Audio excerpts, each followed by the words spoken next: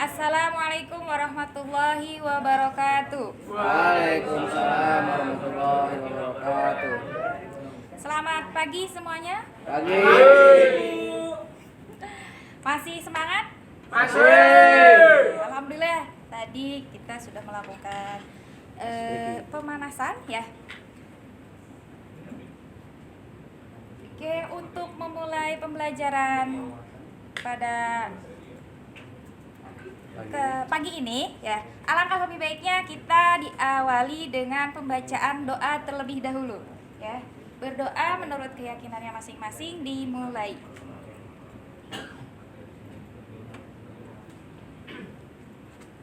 Berdoa selesai. Semoga dengan tadi kita berdoa, pembelajaran atau pelatihan kali ini akan berjalan dengan baik dan bermanfaat. Amin. Oke, sebelum kita lanjut ke yang lainnya, saya mohon isi absennya terlebih dahulu ya. Jangan lupa sesuaikan dengan urutannya. Oke, sambil absennya berlanjut, silahkan teman-teman untuk perhatikan slide yang telah saya persiapkan ya. Kesuksesan adalah hasil dari kesempurnaan, kerja keras, belajar dari pengalaman, loyalitas, dan kegigihan. Ini menurut Colin Powell ya. Dan menurut saya, untuk mencapai sebuah kesuksesan itu harus didukung dengan beberapa faktor, yaitu kesempurnaan, kerja keras, belajar dari pengalaman, loyalitas, dan kegigihan. Seperti kalian di sini, kita sekarang sedang belajar dari pengalaman dan kerja keras ya, untuk menghasilkan keterampilan-keterampilan yang lainnya. Oke. Nah, ini biodata saya ya. Nama saya Rosi Wulandari. Alhamdulillah saya dilahirkan di Kota Kuda, yaitu Kota Kuningan pada tahun 1994 di bulan Agustus tanggal 28, dan saya bertempat tinggal di Desa Sindang Jawa, Kecamatan Cibingbin, Kabupaten Kuningan. Biasanya di Cibingbin terkenal dengan tapenya. Barangkali di sini sudah merasakan atau menikmati tape ya, yang khas dari Kuningan. Oke, boleh nanti ya. Di sini juga ada nomor telepon saya. Barangkali teman-teman nanti ada yang mau konfirmasi tentang materi yang akan saya sampaikan. Ya. Itu 085793524644. Terus barangkali nanti latihan-latihannya bisa dikirimkan ke email saya rosiwulan28@gmail.com. Tuh. Oke. Sebelum kita mempelajari keterampilan yang akan kita lakukan atau pembelajaran pada kali ini ya, teman-teman harus memperhatikan tempat dan lingkungan kerja ya, terutama kebersihan dan kerapihan pada ruang kelas, suhu ruangan, dan intensitas cahaya ruangan ya. Ketika ruangan kelas kita nyaman, berarti pembelajaran yang akan kita laksanakan pun terasa mudah dan ringan ya. Sudah rapih kan untuk ruangan kelasnya? Sudah. Yang selanjutnya, kebersihan pada lantai, jalur rak kabel, ducting ventilasi, blower. Nah, ini nanti mohon diperhatikan juga, barangkali ada kabel-kabel yang di luar jalurnya, tolong diperhatikan. Apabila ada yang tidak terpakai, mohon disimpan dengan rapi ya, agar tidak terjadi hal-hal yang tidak diinginkan. Ya, Bu. Dan apabila nanti ada hal-hal yang lebih ekstrim lagi ya, di sini kita disediakan aman ya. Terus juga ada pintu evakuasi darurat di luar agar kita bisa terevakuasi dengan baik ketika ada hal-hal yang tidak diinginkan.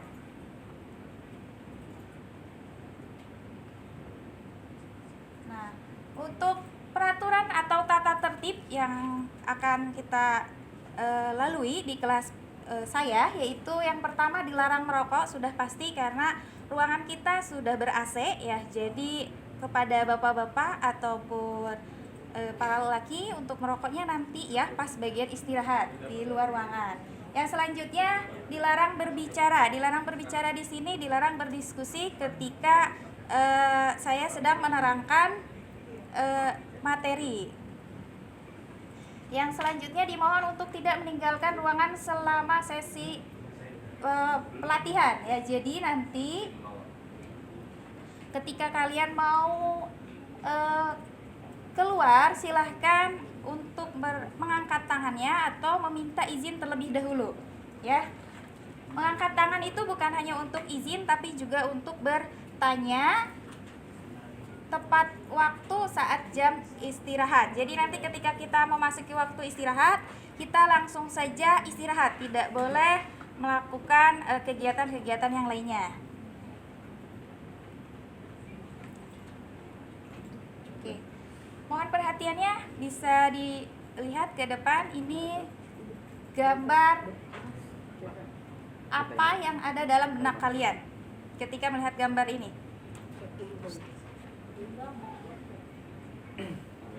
Kamera, terus Pulpen. cutter, warna ya, palet warna. Ya, tulisan desain grafis ya. Oke, betul sekali. Di sini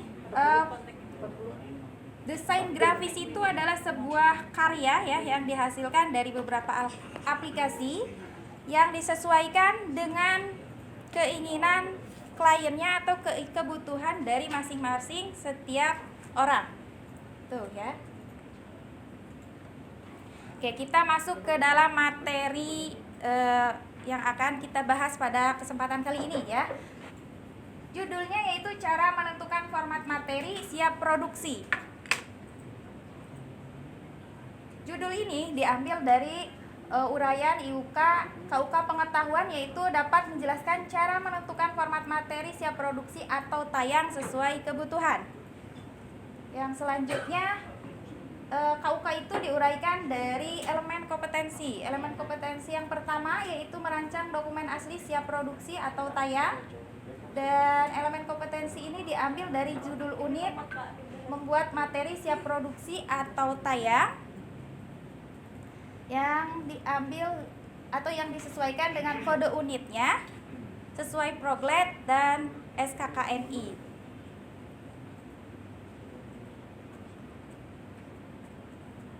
Oke, tujuan pembelajaran. Setelah selesai mengikuti pelatihan ini, saya harapkan teman-teman semua di sini dapat mengetahui cara menentukan format materi siap produksi tayang menggunakan aplikasi berbasis vektor sesuai standar operasional desain grafis CorelDRAW.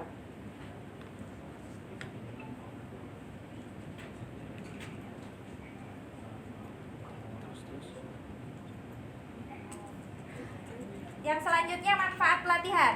Yang manfaat pelatihan yaitu nanti teman-teman semua dapat menjelaskan cara menentukan format materi siap produksi tayang menggunakan aplikasi berbasis vektor sesuai standar operasional desain grafis CorelDRAW.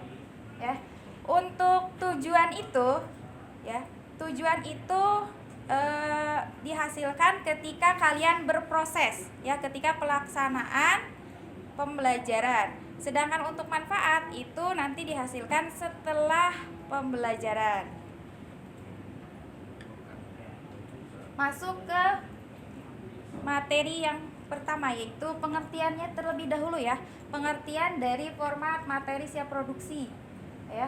Itu aplikasi berbasis vektor mengacu pada spesifikasi teknis yang harus dipenuhi oleh file grafis vektor sebelum diimplementasikan dalam aplikasi. Jadi format materi itu materinya terlebih dahulu sebelum dituangkan ke dalam sebuah karya. Ya. Fungsinya ada sebagai skalabilitas. Skalabilitas itu untuk memungkinkan bahwa resolusinya itu bagus ya, tidak ketika nanti diperbesar ataupun diperkecil itu resolusinya tidak berkurang. Yang selanjutnya ada presisi geometris. Presisi geometris itu terbentuk dari sebuah garis yang nantinya akan membentuk sebuah bentuk ya, yang nantinya bisa berbentuk kotak, bulat, lingkaran dan lain-lain. Yang selanjutnya ada efisiensi ruang. Efisiensi ruang di sini jangan sampai file yang kita sudah buat itu menghambat ataupun memakai ruang penyimpanan yang sangat banyak. Ya. Yang selanjutnya editabilitas. Editabilitas di sini nanti setelah ada penyimpanan yang sebelumnya sudah kita edit, ada editan kembali ya. Yang selanjutnya ada integrasi aplikasi, disesuaikan dengan aplikasinya. Tuh. Nah, cara menentukan tahapan dalam membuat materi. Oke, sebelum ke materi selanjutnya yang ini, apakah ada yang mau ditanyakan?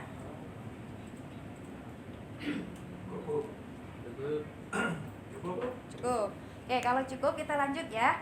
Yang pertama, untuk menentukan tahapan dalam membuat materi itu brief dan penelitian. Jadi pahami dulu kebutuhan kliennya atau sebuah proyeknya melalui briefing. Adakan dulu pertemuan, setelah itu lakukan riset terkait audiens. Audiensnya itu untuk umum atau untuk khusus. Setelah itu tujuan desainnya apa? Ya. Yang selanjutnya ada perencanaan konsep. Buat konsep desain berdasarkan brief dan riset. Setelah tadi kita meriset atau melakukan briefing, itu dituangkan ke dalam sebuah konsep dan juga ditentukan dengan elemen visualnya ya, elemen visual utama dan struktur desainnya. Elemen visual itu kan ada warna, ada teks dan ada yang lainnya ya itu. Terus yang selanjutnya pembuatan sketsa atau wireframe ya. Buat sketsa kasar atau wireframe untuk menggambarkan tata letak dan komposisi desain. Jadi setelah kita buat konsep desainnya berdasarkan briefing dan riset, kita buatkan sketsanya terlebih dahulu ya. Setelah itu, dipilih format file yang mendukung vektornya. Gunakan format file vektor dan manfaatkan perangkat lunak desain vektor seperti CorelDRAW dan lain-lain, ya. Ini contoh dari final artnya, ya. Ini kan awalnya diambil dari kliennya terlebih dahulu, dilakukan briefing, ya. Untuk apa tujuannya? Dan melakukan riset apakah ini desainnya untuk khusus atau untuk umum ya. Setelah itu dilakukan membuat konsep desainnya ya, lalu dilanjutkan dengan tahapan-tahapan berikutnya. Jadi hasilnya seperti ini ya. Oke. Sampai sini ada yang mau ditanyakan? Berarti harus pakai aplikasi CorelDRAW ya Kak? Iya, boleh pakai karena aplikasi CorelDRAW itu kan sangat terkenal sekarang ini, jadi saya mengaplikasinya ke CorelDRAW. Kenapa Tapi harus pakai yang lain bisa Kak? Bisa, pakai yang lain bisa. Contohnya seperti yang lain apa, Mbak? Adobe Illustrator itu. Oh iya. Terima kasih Pak. Iya, sama-sama. Oke, ada yang mau ditanyakan lagi atau cukup? Cukup Pak. Cukup. Oke, kesimpulan ya. Peserta pelatihan dapat menentukan format materi siap produksi tayang menggunakan aplikasi berbasis vektor sesuai standar operasional desain grafis CorelDRAW. Itu ya kesimpulannya. Lanjut ke aplikasinya. Boleh ya? Saya meminta bantuannya ke teman-teman. Sebutkan 3 cara menentukan tahapan dalam membuat materi siap produksi. Boleh acungkan tangan atau acungkan tangan saja ya.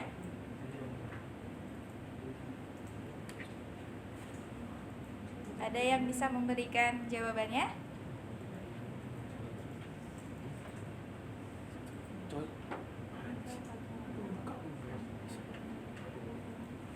Nggak ada bu.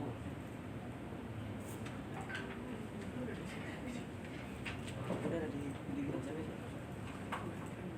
Bikin skrip dulu bu. Bikin skrip dulu ya. Ada lagi? Wawancara bu. Wawancara ya.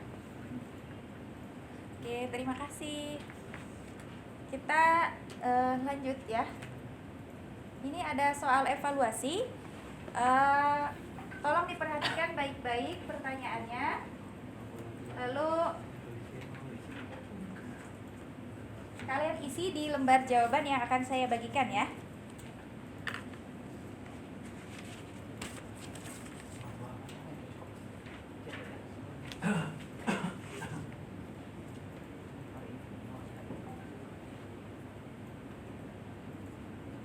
Saya kasih waktu 3 menit ya. Ya kak.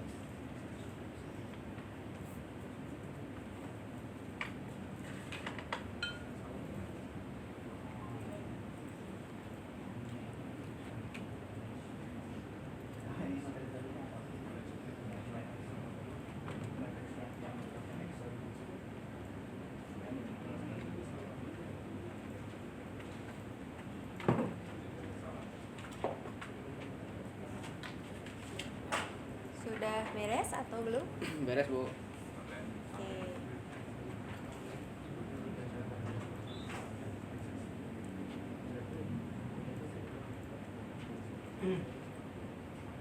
Boleh dikumpulkan kalau sudah selesai.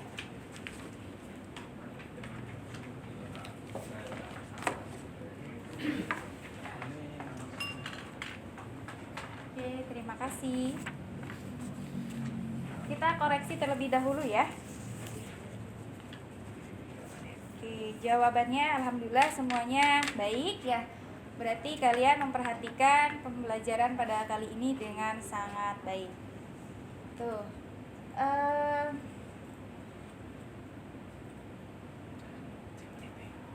Nah, ada tugas tambahan boleh ya.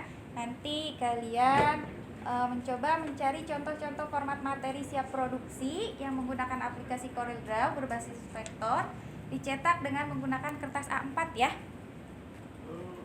Ya. Nanti setelah dicetak dikumpulkan pada pertemuan berikutnya, yaitu tanggal 20 bulan Desember 2023 ya. Ini dikumpulkannya ya, nanti kumpulkan langsung ke saya saja ya.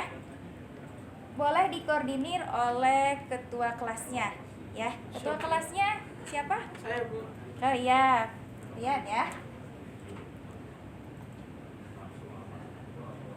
Nanti untuk contoh-contohnya kalian boleh cari di Google ya.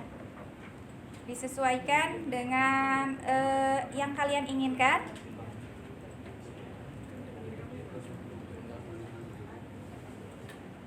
Ada yang mau ditanyakan dari tugas yang saya berikan? Mungkin tidak bu. Tidak, cukup. Cukup. Oke, kalau cukup kita akhiri pembelajaran kali ini ya. Terima kasih. Mohon maaf apabila penyampaian saya sudah banyak kekurangan. Mohon dirapihkan bukunya, laptopnya, ya. Jangan sampai ada yang tertinggal di kelas ataupun sampah bekas. Oh iya, tidak boleh makan di ruangan ya, saya lupa. Sekali lagi, sebelum kita tutup, kita berdoa terlebih dahulu. Ya, semoga apa yang kita dapatkan hari ini bermanfaat. Berdoa dimulai. Berdoa selesai. Oke, terima kasih. Wassalamualaikum warahmatullahi wabarakatuh. Waalaikumsalam warahmatullahi wabarakatuh.